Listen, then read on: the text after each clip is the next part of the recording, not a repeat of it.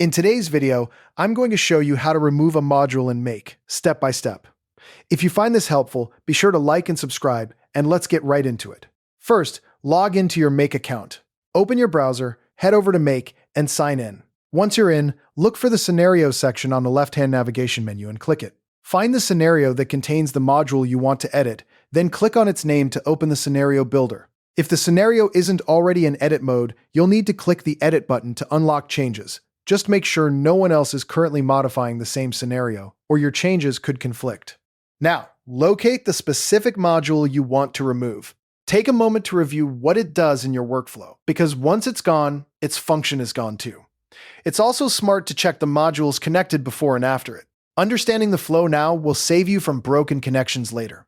If this module is particularly important, I strongly recommend creating a backup first. You can duplicate or clone the entire scenario from the options menu, giving yourself a safety net in case you need to restore it later. When you're ready, place your cursor over the module and right-click it.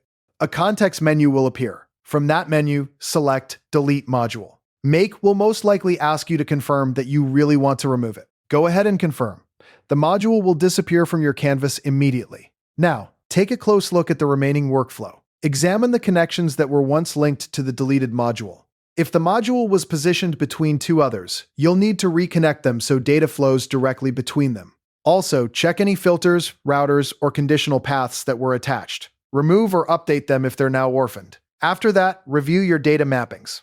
Open any modules that may have referenced the deleted module and ensure there are no broken fields or missing variable references. Once everything looks clean, test your scenario by clicking Run once. Watch the execution results carefully. Look at the output from each remaining module to confirm data is moving correctly. If you see errors, trace back through your connections and mappings to fix the problem.